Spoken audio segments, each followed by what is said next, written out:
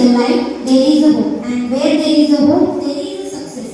It rightly said that light is the lamp, symbolize the victory of knowledge over ignorance, good over evil, and hope over despair. Tej ಪ್ರಭು ನ್ಯೂಸ್ಗೆ ಸ್ವಾಗತ. ಶಿಕ್ಷಣದ ಕಾಸಿ SDVS ಸಂಘ. ಈ ಸಂಘದ Annapurna institute of nursing ಕಾಲೇಜಿನಲ್ಲಿ ದೀಪ ಪ್ರಜ್ವಲನೆ ಮತ್ತು ಪ್ರತಿಜ್ಞಾ ವಿಧಿ ಸ್ವೀಕಾರ ಕಾರ್ಯಕ್ರಮ ಇತ್ತೀಚೆಗೆ SD ಹೈಸ್ಕೂಲ್ ಸಭಾಭವನದಲ್ಲಿ ಯಶಸ್ವಿಯಾಗಿ ಜರುಗಿತು. ಪ್ರತಿ ವರ್ಷವೂ ಈ ಕಾರ್ಯಕ್ರಮ ಅತಿ ಅಂದಚಂದವಾಗಿ ನಡೆಯುತ್ತದೆ.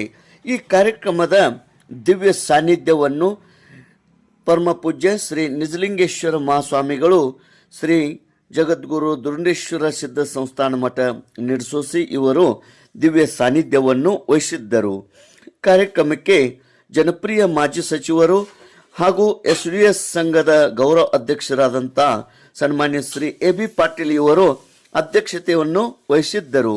ಮುಖ್ಯ ಅತಿಥಿಗಳಾಗಿ doctor Namdev Malgi, principal government college of nursing BIMS Belagavi ಇವರು ಆಗಮಿಸಿದ್ದರು. ಮುಖ್ಯ ಅತಿಥಿಗಳಾಗಿ ಡಾಕ್ಟರ್ ಶರಣು ಗಡಾದ್, ADHO ಚಿಕ್ಕೋಡಿ ಇವರು ಆಗಮಿಸಿದ್ದರು. ಅದೇ ರೀತಿ ವೇದಿಕೆ ಮೇಲೆ ಉಪಸ್ಥಿತಿ ಆಡಳಿತಾಧಿಕಾರಿಗಳಾದ ಡಾಕ್ಟರ್ BA ಪೂಜಾರಿ, ಕಾರ್ಯದರ್ಶಿಗಳಾದ GC ಕೊಟಗಿ, ನಿರ್ದೇಶಕರಾದ RB ಪಾಟೀಲ್ ಹಾಗೂ ಪ್ರಾಂಶುಪಾಲರು ಡಾಕ್ಟರ್ ಬಸವರಾಜ್ ಹುಕ್ಕೇರಿ ಮತ್ತು ಆರ್ಗನೈಸ್ ಕಮಿಟಿ, ಸ್ಟಾಫ್ ಆ್ಯಂಡ್ ವಿದ್ಯಾರ್ಥಿನಿಯರು ಈ ಕಾರ್ಯಕ್ರಮದಲ್ಲಿ ಪಾಲ್ಗೊಂಡಿದ್ದರು. ಅದೇ ರೀತಿ ಪಾಲಕರು ಕೂಡ ಈ ಕಾರ್ಯಕ್ರಮಕ್ಕೆ ಆಗಮಿಸಿದ್ದರು. ಎಲ್ಲರಿಗೆ ಸ್ನೇಹ ಭೋಜನದ ವ್ಯವಸ್ಥೆ ಮಾಡಲಾಗಿತ್ತು. Tej Prabhu news, Sankeshwar.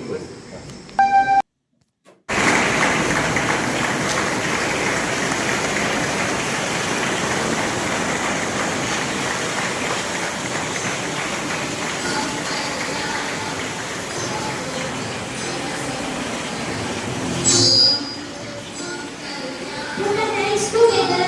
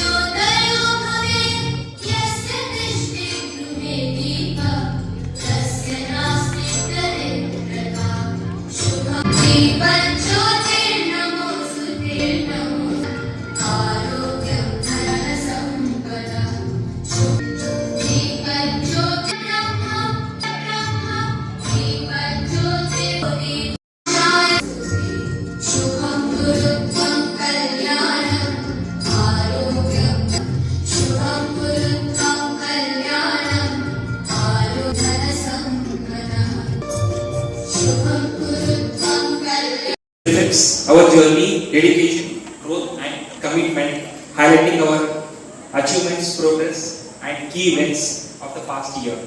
I, Dr. Basavaraja Sungeri, Principal, SDVS, San Sampurna Institute of Nursing Sankeshwar, feel proud and privileged to be a part of this report before this August gathering. Our institution was established in the year 2023 under the visionary leadership of Sri AB Patil sir. The institution began its journey with just 34 students, and today it has grown into a reputed institution maintaining higher standard as prescribed by the regulatory bodies. At present, we are proud to have 135 plus students with 14 dedicated staff members who tirelessly for working for the growth and success of this institution. We are happy to share that our academic system is structured and student-centered. Weekly MCQ examinations through the Google Forms, regular meet to monitor the performance of the students, periodic parent-teacher meetings. Happening in other educational programs. So only our nursing profession is one of the noble profession. So once they are entering into the profession, they wanted to take a oath. So this is one of the special events in our profession. So they are wanted to serve the needy people and see people in the hospital care. So before that, they wanted to take a oath. In other healthcare institutions, they are wanted to enter into the service. So like they are complete the program and PG program, so that time they are taking the work. So but in our profession, in the training program only become things own. Happiness ಕೊಡ್ತೀರಿ, ನಿಮ್ಗೆ ಏನೂ ಆಗೋದಿಲ್ಲ ಪೇಷಂಟಿಗೆ ಅಂತಂತಂದ್ರೆ ಆ patient ಬದುಕ್ಬಿಡ್ತೈತಿ. ಇಂಥ profession ನಾವು ಮತ್ತೊಬ್ಬರಿಗೆ ಯಾರಿಗೂ ಸಿಗೋದು. ಒಂದು ಇಂಜೆಕ್ಷನ್ ಕೊಡಬೇಕಾದ್ರೆ permission is only to a nursing officer, ಮತ್ತೊಬ್ಬರಿಗಿಲ್ಲ. ಒಂದು ಇಂಜೆಕ್ಷನ್ ಕೊಡಬೇಕಾದ್ರೆ ಈಗ ಡಾಕ್ಟರ್ ಇದ್ದವ್ರು ಏನು ಮಾಡ್ತಾರೆ, ಒಂದು ಇನ್ಸ್ಟಿಟ್ಯೂಷನ್ದೊಳಗೆ ಈ ಪೇಷಂಟಿಗೆ ಇಂತಿಂತ ಫಾಲೋ ಅಪ್ ಮಾಡಿ ಅಂತ ಹೇಳ್ತಾರೆ. ಈಗ ನಿಮ್ಮ ಪ್ರಿನ್ಸಿಪಲ್ ಸರ್ ಹೇಳಿದ್ರು, ಒಂದು ಪ್ರಿಸ್ಕ್ರಿಪ್ಷನ್ ಕೊಟ್ಟಾಗ without order from doctors you must not do.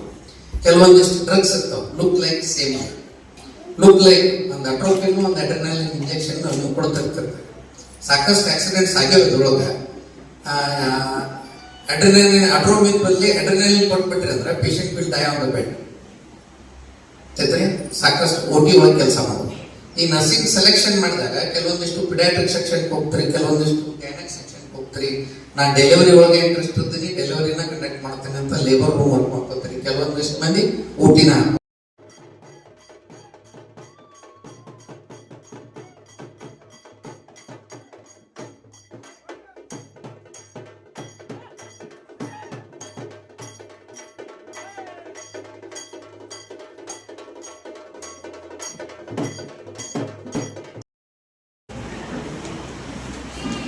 ರೋಗಿಗಳಿಗೆ ಶುಶ್ರೂಷೆ ಮಾಡಿ, ವಿಶೇಷವಾಗಿ ಯುದ್ಧದಲ್ಲಿ ಗಾಯಗೊಂಡಂಥ ರೋಗಿಗಳ ಹೋಗಿ ರಾತ್ರಿ ಹೋಗಿ ಗುರುತಿಸಿ ಅವರಿಗೆ ಶುಶ್ರೂಷೆ ಮಾಡಿ ಅವರನ್ನು ಬದುಕಿಸಿದಂಥ ಒಂದು ಮಹಾನ್ ವ್ಯಕ್ತಿತ್ವ ನಮಗೆಲ್ಲರಿಗೂ ಆದರ್ಶ.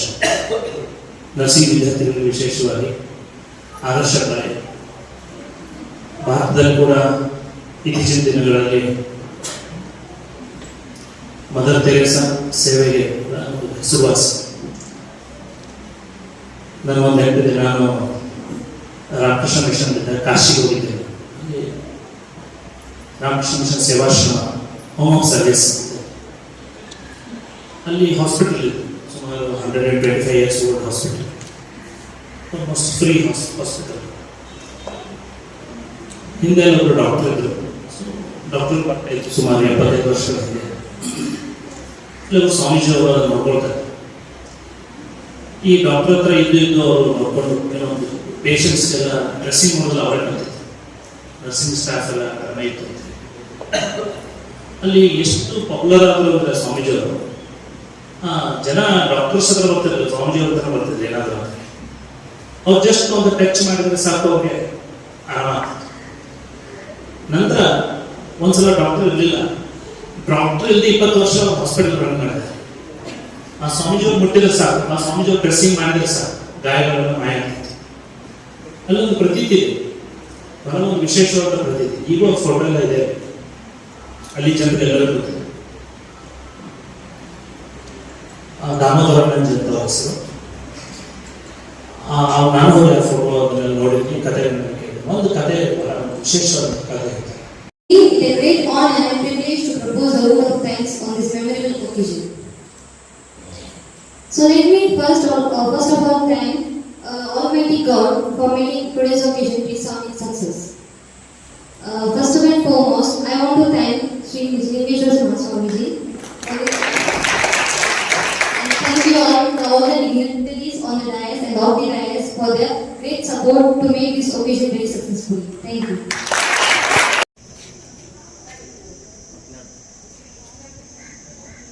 Bye,